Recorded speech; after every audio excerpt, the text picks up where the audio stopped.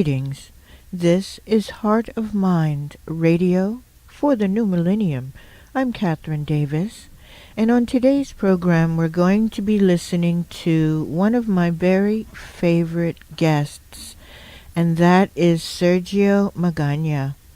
He's actually going to be in town coming the first weekend in February, offering a class on energetic healing of Mexico, psychic surgery, and the Obsidian wand. And he is a most magnificent person in terms of understanding shamanic traditions. Sergio Magaña Ocelocoyotl. Sergio is founder of Centro Energético Integral, the author of The Dawn of the Sixth Sun, is a well-known and respected healer who has been initiated into the 5,000-year-old Toltec lineage of Mesoamerica, and he lives in Mexico City. And we're going to be reprising two of his interviews that we've done in the past, and they're just so amazing. I want you to hear it again. And when he does get back into town, we're going to be talking to him about the energetic healing of Mexico, psychic surgery, and the Obsidian wand. And psychic surgery is a procedure used by ancient shamanic traditions, such as those that have developed in the Andes and various parts of Mexico. It is a form of healing wherein the healer, without touching the body, can make an opening in the energy field of a person and from there pull out all the stagnant energy that has been developing into illness or negative emotional patterns. In his upcoming class, he will learn how to transfer his distorted energy as a clay or plastic vessel. Then, by using the obsidian mirror's power, you will ultimately give the unwanted energies back to the earth for transmutation. This is an easy and simple process with great results, one which Sergio learned directly from an Atomi healer. And this workshop will be at the New York Open Center. Go to opencenter.org, starting Friday, February 1st, and going through the weekend till February 3rd. That's opencenter.org. I invite you to check that out. The one and only Sergio Magaña. And now we're going to go to excerpts from two separate interviews of Sergio.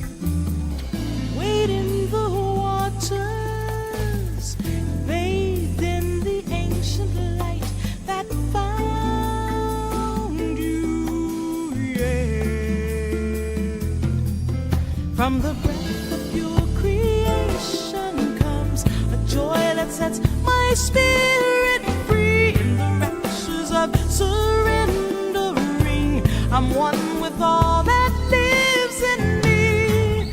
This is my freedom, and so freedom, freedom.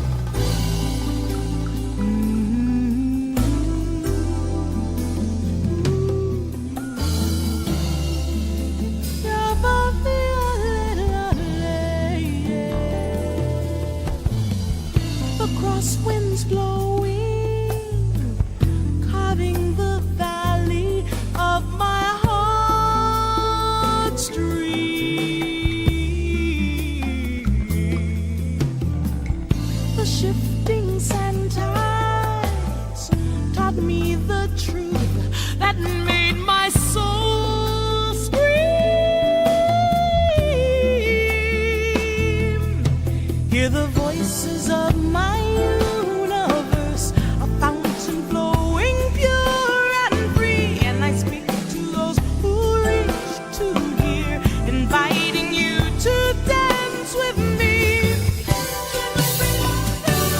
Dance for joy, let your spirit soar. Dance for life, let your heart take flight. Dance for joy, let your spirit soar. Dance for life, gliding on the wind.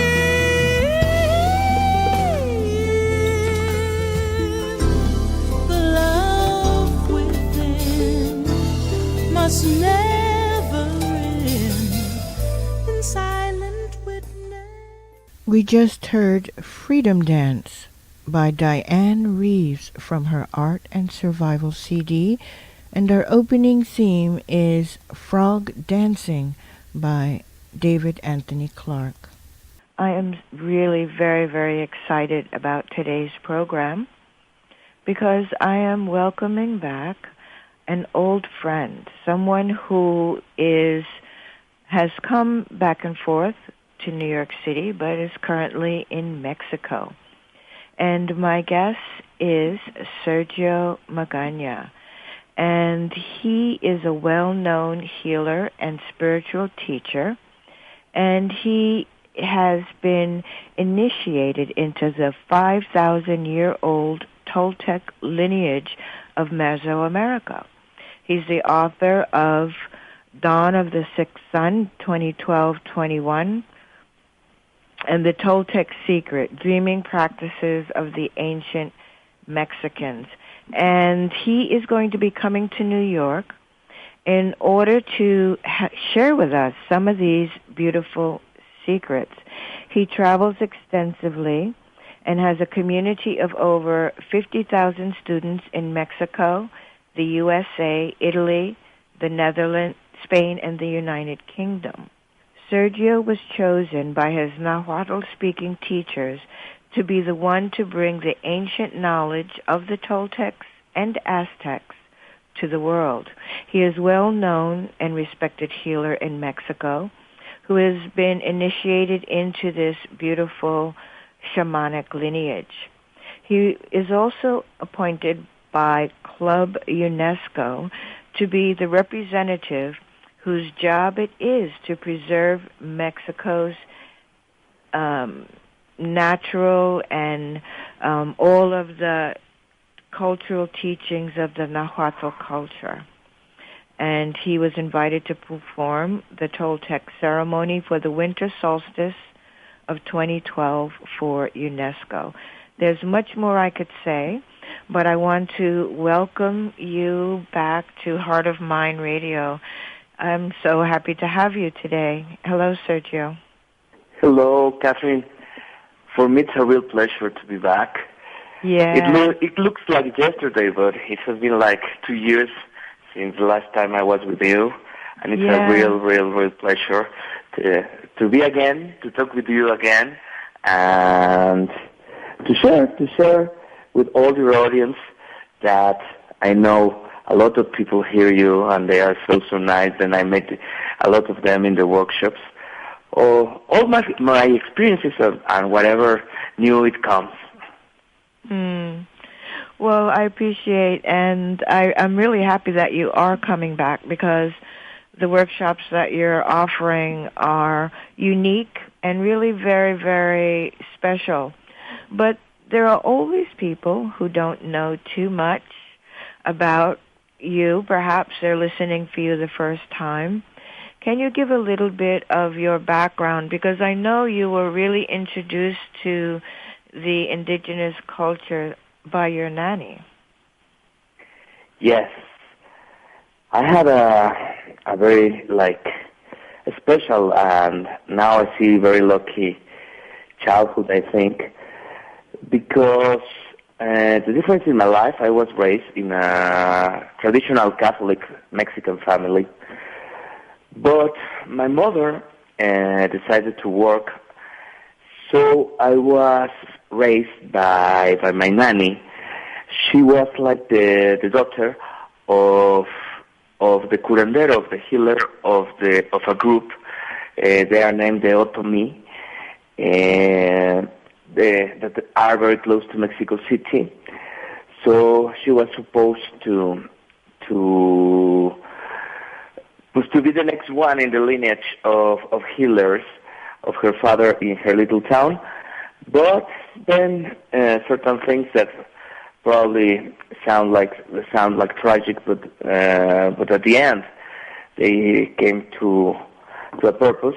She had some problems in the town, so she had to escape to Mexico City without shoes, without speaking Spanish, actually. And then she ended working in my parents' house. And like she came to my parents' house before I was born, then I became like the kind of son that she couldn't have. So I was really like kind of raised by two mothers. One very traditional, in science, in religion. The other, she was also Catholic, because in Mexico it became this syncretism, but she practiced the ancient medicine. So since I was a little boy, I saw all these kind of things, like when I had a pain or an ache, how she took like, I remember the brand that they were named Delicados, that it's pure tobacco here in Mexico, how she began like moving like one of those cigarettes against the clock in the area of the pain.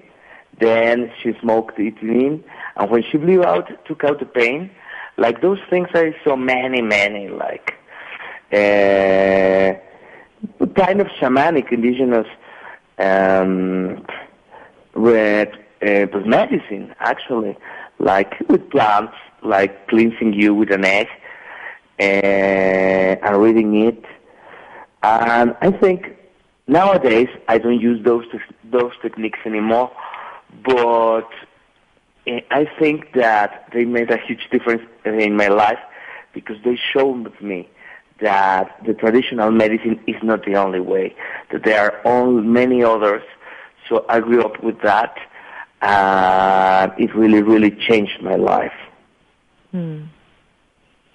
And also, as you grew older, you started your career in one direction. I think you were like an actor or something like this, but then you ended up coming into contact with some of your mentors, and you began to follow deeply this path into the Nahuatl culture. Can you tell us a little something about that? Yes, of course.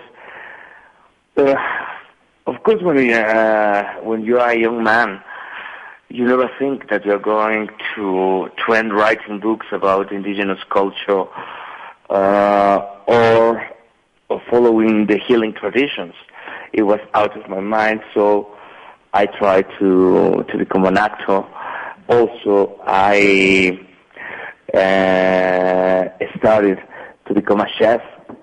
So I was trying to do like more normal professions before. But actually, I think it's like a destiny, because I tried to do all those things, and the doors were closing and closing again and again. And like with the nanny, other of the things that I learned were how to move the eyes into different perceptions. I could see the energy. So I was like that story. Probably I have never told it to you, but it comes in my new book that is there will be soon launched. Sorry. So I went to like a little talk, and I asked a lady if she had a surgery around the navel. And she told me, "How do you know?" And I said, "Because I see that there was a lot of energy accumulated there. There was other there that was really like aseptic, and she told me, and where do I have? And I began seeing her energy, and I saw her legs, and I said, in your legs. And she told me that, in fact, that she had had like a lot of circulatory problems. And then there was a third one there that asked me, and me, and I said, in the neck. And in fact, she had had like, I think about the thyroid. So they were like amazed, and they told me, how can we fix it? And actually, in that moment, I needed to work, so I said, I can fix it. So that's how my healing career started. And then I didn't know, because one of them was like the director of a very important like it's behavior kind of hospital here in Mexico City, and she began sending me many of the clients. Like in 1 month, I was like kind of full, like of clients and patients. They were having like a lot of changes through these techniques, and one of those had a radio show. So she invited me to do an interview. I began talking about energy, how you could move the eyes and see the energetic field. They asked me a lot, how do you know where there's a surgery? And I told them, when you see a lot of accumulation, like of jello, very close to the area and to the body, is probably where they have a surgery. And then the radio station was like kind of fascinated and offered me a show. Mm-hmm. So I began talking about energy, about many things. I had guests, Buddhism, how to dowse and that. And that's how my mentors in the Nahuatl tradition really came. The first one, because I had been looking in the main plaza of Mexico City, where the dancers are that supposedly carry the tradition, but I hadn't found modern dancers and sweating lodges, and I wasn't really interested in that path. So after some time, one of my teachers, because that show still keeps running in Mexico City. I have been like with that show 15 years. So he helped me while he was driving his truck, and he said, "He's the one. He's the one that is going to take the ancient knowledge of dreams and of the mirror and to the world." And then he began coming to some of my workshops. Then he told me, "I didn't come to learn. I come to teach you." He began teaching me. Mm-hmm. Then he introduced me his very good friend Ocelocoyotl, my main teacher of the Toltec lineage, and they began give me individual sessions for many years, and that's how I ended up doing this. And actually, Hugo, the first one, the one that helped me in radio, he made me like a prophecy like 10 years ago. Like he told me, after the eclipse of July of 2010, the Mexica wisdom will be out in the world. You will be one of the first carriers, and you will start by Italy, and then you will go to England. When he told me that, I didn't know a lot about the Mexican Toltec tradition. Actually, I had the knowledge of my nanny. I knew something about energy and very few things that he had taught me. So I didn't question it, but I didn't entirely believe it. But actually, it was like that. 1 month after that eclipse, they invited me to give a talk about healing. That was full of Italians. They invited me to Italy, and they proposed me to do my first book. And then the second one, I gave a small talk in London, and a big publisher offered me to do the second one exactly how he said. And then when it happened, I told him, "How did you know?" And he told me, "Because all the destruction that came to our culture, we think that was done by the Spanish, but really the base was in Rome, in the Vatican. So our coming back to share what wasn't seen 500 years ago, mostly started in Italy, and then the other country that established the order in the New World was England. So if those two aspects are covered, then really it will be the welcome to the ancient knowledge also in the Americas. So it has happened like that. I am, every time that I tell the story, I really like, really, I'm living that. But it's happening. Yes, it did. It really happened, and your life has followed this prophecy. And when you speak of destiny, I also see that in the relationship that came to be with Club UNESCO and you being chosen to preserve the Nahuatl culture and the ceremonies and the dances. Can you tell us a little something about that work that you're doing now? Yes.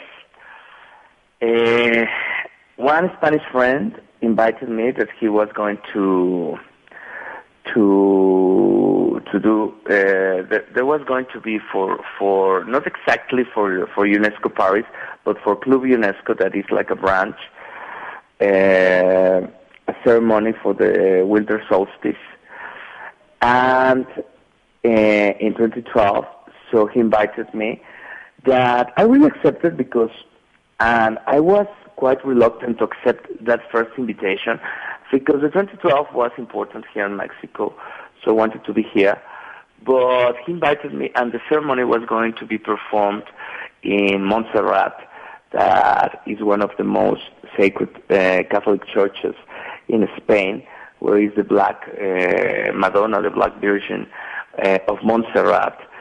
To perform a complete opening of directions and ceremony in Nahuatl. So I said, for me it meant like a lot, I said, because that was done 500 years ago here.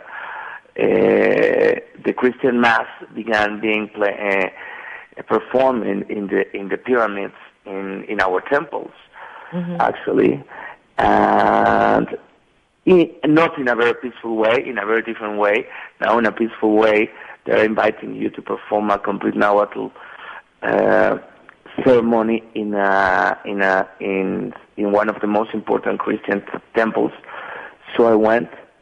The president of Club UNESCO for the protection of the intangible patrimony of humankind, that actually wrote the foreword of my second book, was there.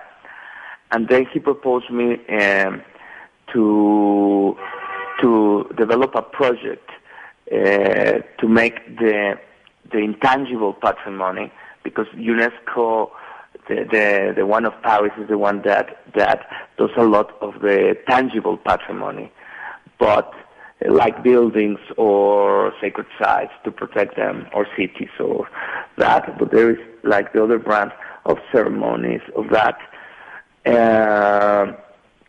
So we began doing that project. He came to the Mexican Black Parliament because it cannot be done by UNESCO; it must be done by the government. In the first moment, they accepted, but then the culture department wanted to do other project. So that was a stop for a moment. Now it's coming again to life because we're going to do other one to make like the not the culture, but like the trip around the sacred sites of the center that are the ones of Nahuatl speaking, something that is called Trips Heritage by UNESCO, that could be done more directly from UNESCO. So it has changed in these years, but I have been working. I'm really proud. I hope that now we can take it to the end to make because the Mayan area, for example, is very known for a lot of people, but a lot of people don't come to the center, and there are beautiful, beautiful sacred sites, ceremonies, that you cannot see in the south, in the Mayan area, that we want to put again into the world so that the world knows like a trip heritage by UNESCO. That's really wonderful.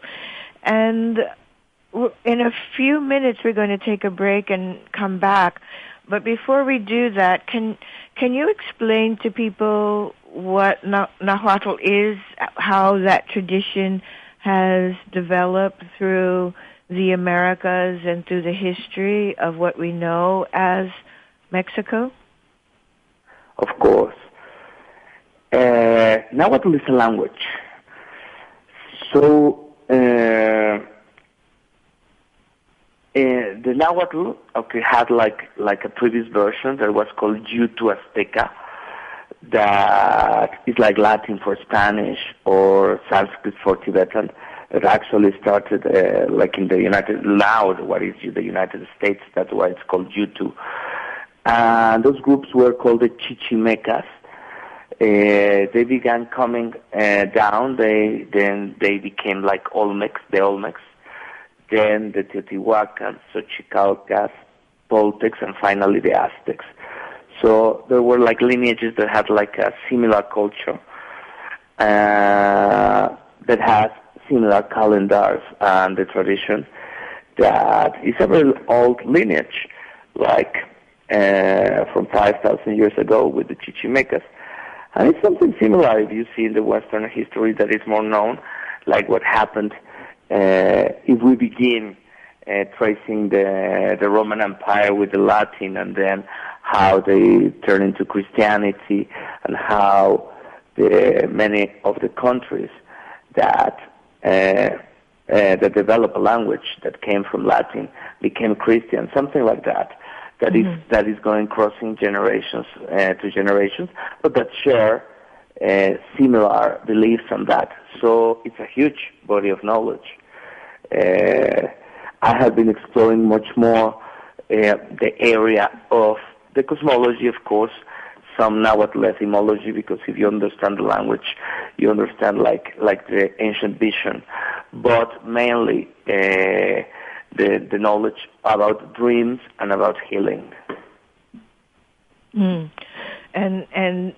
in many ways, this is all coming together in your books, as well as your healing with people and the workshops that you are offering, and the various traditions that you are making available to people who really would not have access to this knowledge in any other way. So to me, it's very, very valuable. Before we go to the break, one of your books is really about it's Dawn of the Sixth Sun, and it's 2012 to 21, Dawn of the Sixth Sun. And can you briefly explain to people what this phenomena is about? What is the sixth sun? So many people thought that in 2012 everything would change, but you're making it clear that this is a transitional period. How can people understand this? Of course, because now we are in 2016, so the main effect about 2012 has a little bit, is not in everyone's mind. But if you remember, in those years, a lot of people were saying that probably the world was going to end, and that according to actually a bad interpretation of the Mayan calendar. Mm-hmm. I think the problem of Western mind is that the Western mind translates literally, and they don't get involved with the communities to see what they meant. So, for example, for the ancient Mexicans, both Mayans, Toltecs, the actual Nahuatl-speaking groups, to die means a major change. So, all those 100 books that came out of the end of the world and came from 3 lines that the ancient ones left in the oral tradition that said, the fifth sun will end with earthquakes. There will be a lot of suffering, and everyone will die. From that, they came, that was the end of the world and whatever. I always said, much before the 2012, that wasn't quite accurate, because suns, what they are named suns, the long count of the Aztec calendar, that actually is not Aztec. The Aztec carved the sun stone, but it came from the other cultures before, is of 26,500 years. In the ancient Mexico, everything was split into four, because they say that the cosmic order of the mother was split into four, because that's why 4 elements for different phases of the moon, for 2 solstices and 2 equinoxes, 4 elements, that is everywhere. So they split the long count into 4. That gives you periods of 6,625 years. And then each of those are called suns. This is a little bit different between the Mayans, because the Mayans, they have a count that is more like, for example, their period that they name kin. For example, it can finish one kin today and the other start tomorrow. For the ancient Nahuatl cultures, it wasn't like that. It was more like in nature, nature that, for example, in the sun rising, there is a still night, then slowly comes the night, the light, and then it becomes day. So the period of transition started in 1991 with a full eclipse that happened in Mexico City, and is finishing in 2021, like the transition between the 5th and the 6th sun. The main change is that the 5th sun is what we call a sun of the tonal, of the waking state, because they alternate like night and day and night. So it was a sun of the day, of light. That doesn't mean that would one. So when we are awake, we have opened the eyes, so we are looking outside. So where was God? Outside. Where was medicine? Outside. Satisfaction? Outside. So the sons of light are very good for religions, like the one that is ending, are very good for outside medicine, from herbal doctors, whatever. For war, you need to conquer the others. Now we're entering in a 6th sun that is like closing the eyes. So if you close the eyes, you have to go to your inside. And so dreams are very important. Your underworlds, your own psyche. And if you see, because we have been very lucky to be in the transition between both suns, it has happened. I remember how life was a lot simpler, like 20 years ago. People were satisfied with a good job, a family, going to whatever religion they have. Now, everyone is looking something else. The medicine is not working for almost anyone, or for many.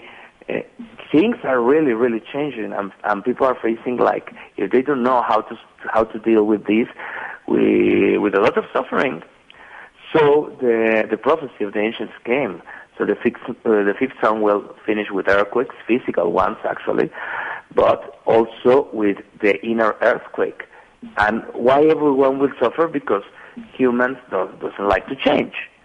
And everyone will die if everyone will change in a certain way, because also the physical death is a change. But many others will be forced to change of beliefs, of systems, and sometimes you're forced by a terrible sickness, or by financial problems, or by to be, for example, I see now politics and all these things that people is really disappointed all over the world, but people is forced to change. So I think there were like 2 options: changing through suffering or changing through knowledge. And I really suggest all the people to change through knowledge. So tell a bit about lucid dreaming and these traditions. Okay. In the ancient times, the word lucid dreaming didn't exist. For the ancient Mexicans, the word that existed was flower dream. I will explain a little bit now, like science does, what is lucid dreaming, and what do we pretend in the Toltec tradition. Lucid dreaming actually is to be aware that you are dreaming while you are dreaming. That's the definition. Then, for the ancient Mexicans, that wasn't the main purpose of dreaming. Of course, we now use that word because it's the one that is common around. It's the one that some people know because most of the people doesn't know anything about dreaming. But the ancient Mexicans, what they pretended is super lucidity. What does that mean? That you are aware that you are dreaming, and then to change the dream, to add certain archetypes or to go to certain places to change your destiny, to create your life through your dreams. It actually is quite powerful because if you see in your dreams, you are in the, we can say, how can I define it? Like in the most unconscious part of you. If you are really able to master how to transform that area, it will reflect in all the areas of your life. Like healing, like getting abundance, like have prophetic dreams, all these kind of things. Of course, to achieve all those goals, you need a long training. But today I will start in the New York Open Center with the basics. For the ancient Mexicans, because nowadays a lot of people, like lucid dreaming is getting like trendy, like something, like a new fashion to be exploring. But for the ancient Mexicans, what they wanted is, like I said, was to create your life through your dreams. So, there was a certain discipline that was called Mexicatzin. That's Nahuatl, the ancient language that was spoken by Toltecs, by Teotihuacans, by Chichimecas, and also by the Aztecs. That means the wise Mexica. Something that I would like to say that Mexica doesn't mean to be Mexican. That's a new concept because the entire world, the entire country took the name of the ancient wise men. Mexica means the ones that have accepted the influence of the moon and the influence of your dreams in your life, and that you're doing something to work with that. So there was a kind of discipline that is supposed to be done before you fall asleep, in which, for example, if you need health, for example, you have to destroy the physical issue that you have, then you have to destroy the dreams that created that issue and the energy that is creating that, and then to plant or to sow a new archetype or dream in which you will get the healing. And when we're now, science says that when we are falling asleep, we're crossing through a state that is called hypnagogic. So, the ancient Mexicans didn't mention that. They just taught you that before falling asleep, you should do this type of readings to create 4 different dreams and to plant them in order to then dream it. Of course, probably the same night, probably 1 month after, it doesn't matter. And then to get the result in your waking life. So it's a great discipline.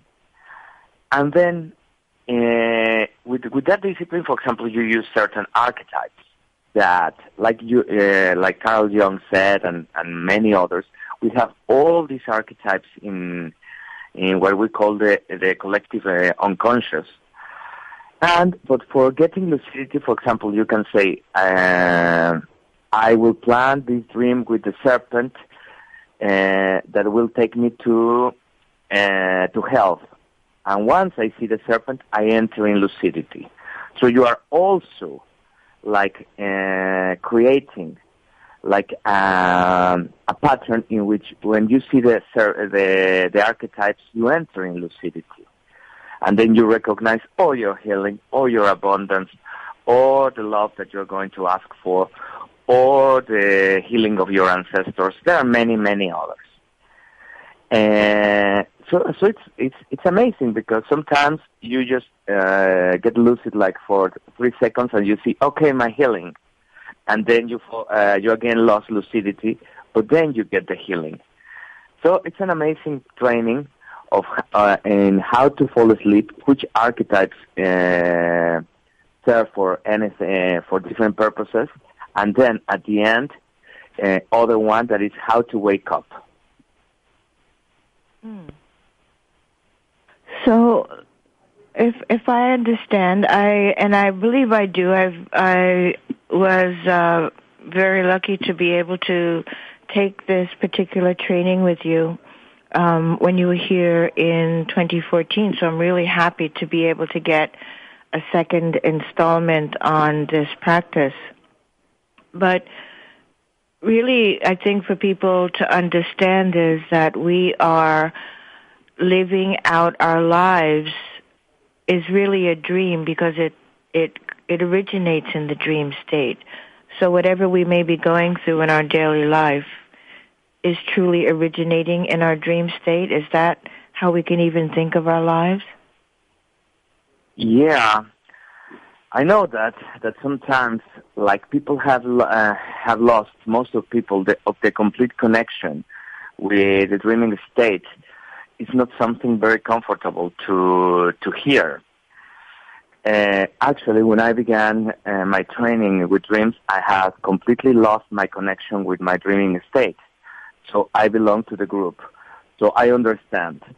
But, for example, I remember my teacher telling me, if you don't remember your dreams, you are like a living dead because you don't have any control for your waking in your waking state. I was really like kind of shocked. I wasn't sure it was truth. I felt uncomfortable actually when I heard it for the first time. But now that I had been like many years practicing this, then now I really recognize it. I see the things before coming, even the people that you are going to meet, they appear before in your dreams, great opportunities, and also the problems that you are creating. And if you really begin changing, canceling dreams and that, then you have other opportunity. And why is that? Because for the ancient Mexicans, that I'm talking about all the cultures, including Mayans and all of them, that's why I say Mexicans, because there were many different groups that were practicing dreaming. So there were like 13 heavens.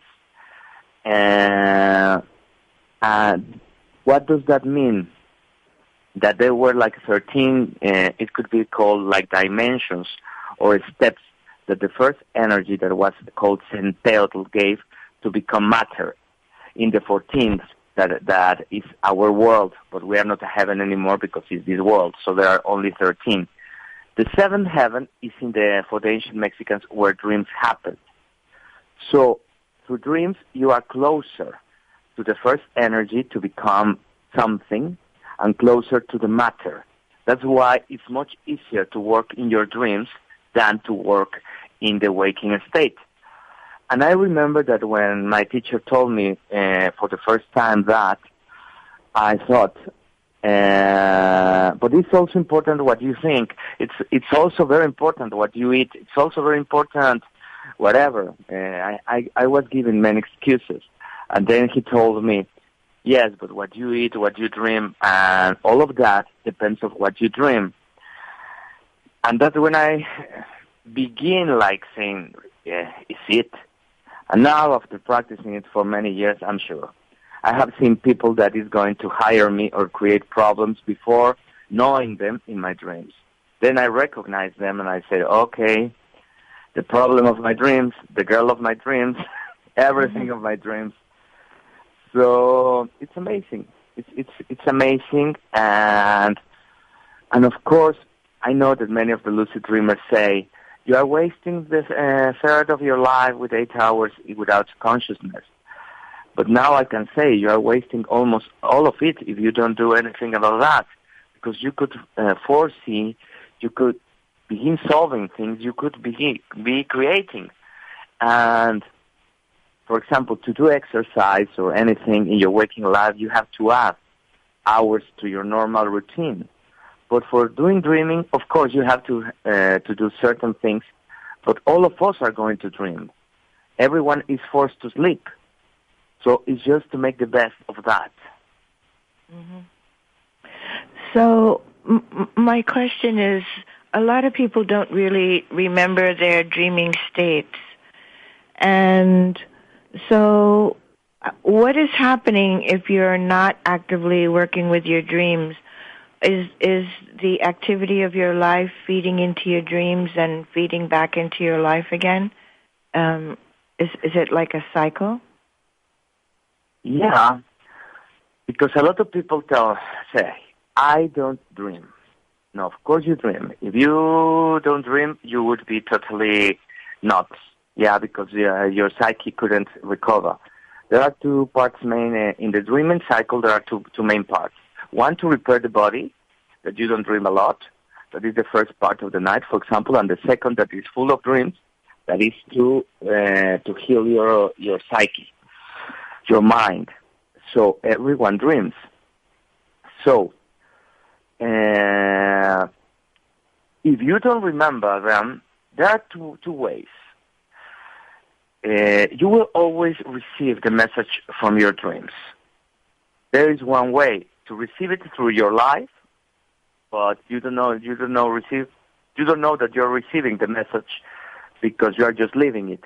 Or 2, receive it in the dream and maybe to fix it, to cancel the dream, or to plant one different.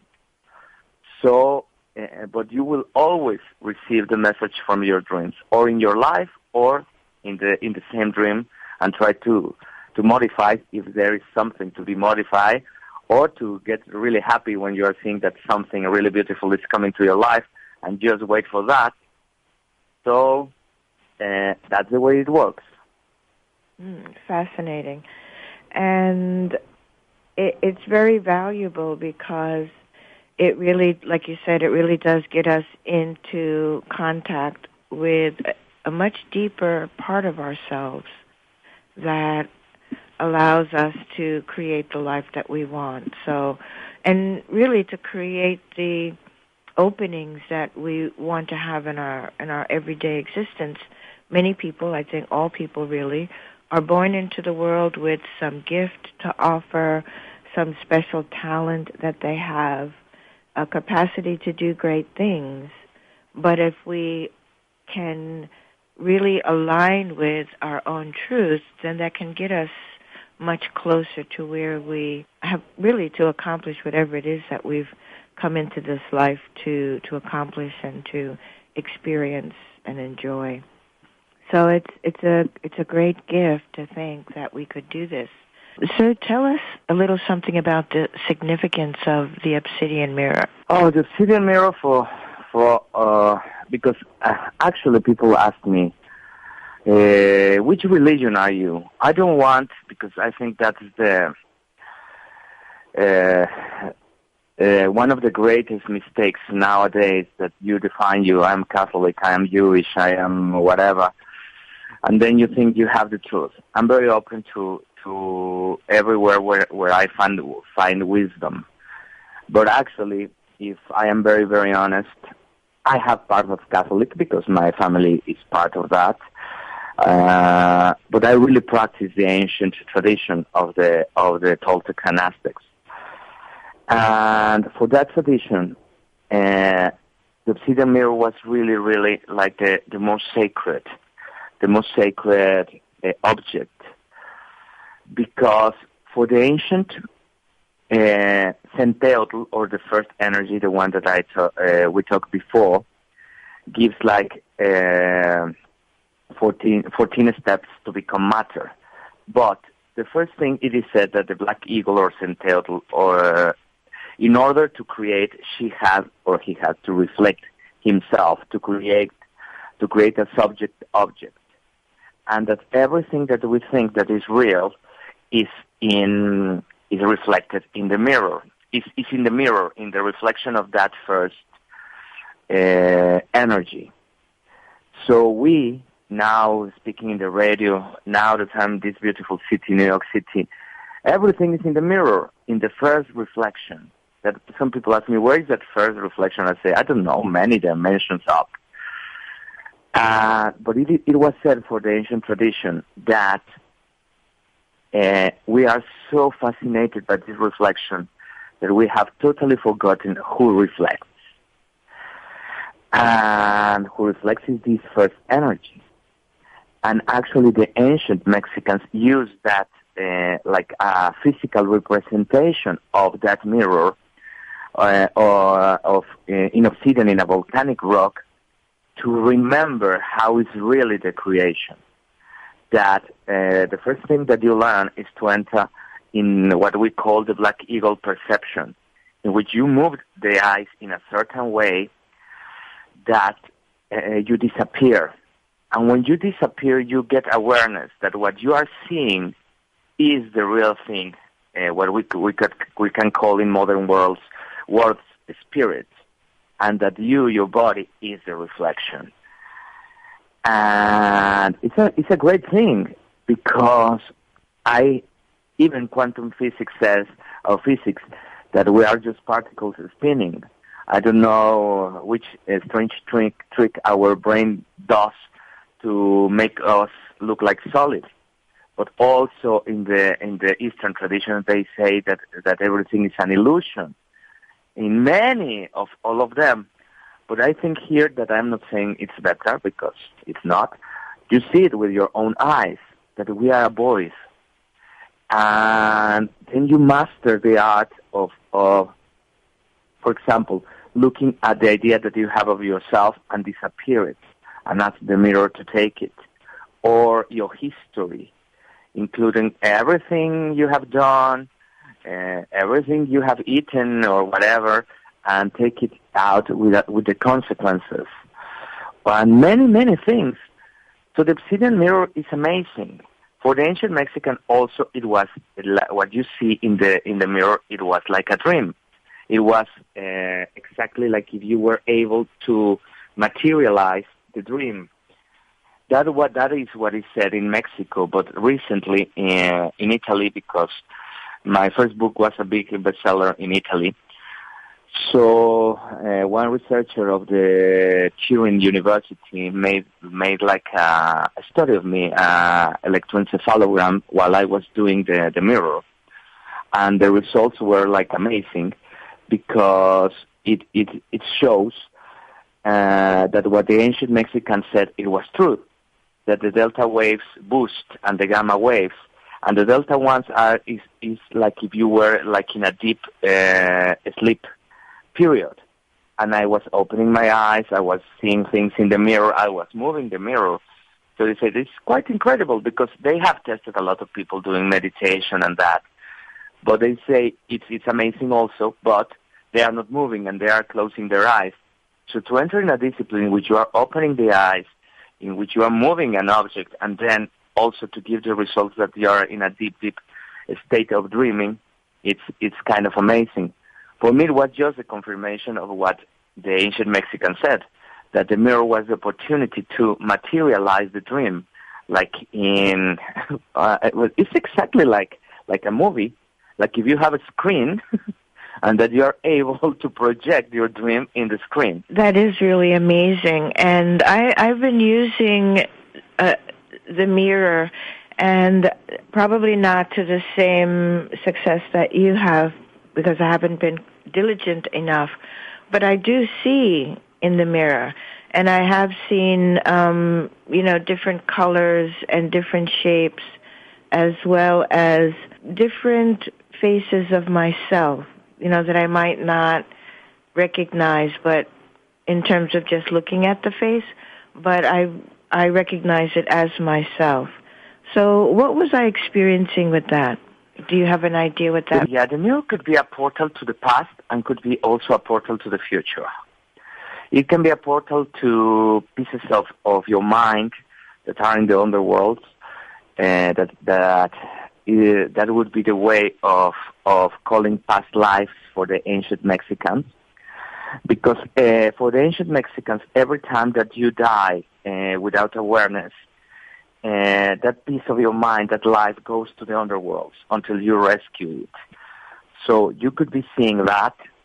Also, you could be seeing ancestors because they manifest in the mirror. The colors that you saw, that are very important because we try to see colors. For example, if you are able to color, that now you can be like my witness for the people that are hearing this for the first time.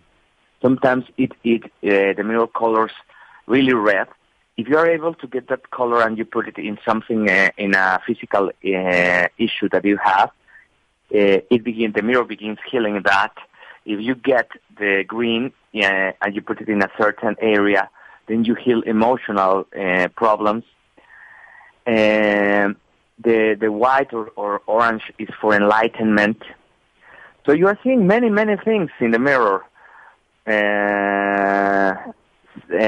You can also go to the future. So it's an amazing tool. It's my actually, of everything I teach, it's my favorite one. You're listening to Heart of Mind Radio for the New Millennium.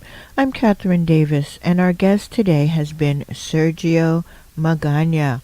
And for those of you who would love to learn more about this work he's offering, I assure you he's a very special teacher and a very special person. I've been studying with him myself and hope to be at this workshop. Energetic Healing of Mexico, Psychic Surgery, and the Obsidian Wand with Sergio Magaña. Again, thank you for joining me today. This is Heart of Mind Radio for the New Millennium. You can make contact with me by email at heartofmindradio@gmail.com or leave a message at 347-480-1694. And I invite you to explore my website, heartofmindradio.com. And you can go to the website on prn.fm, look up the Heart of Mind Radio archive page, and you will find a link to this show where you can download and share, as well as a link to what has been discussed. So have a beautiful week, and I'll see you again in 7 days.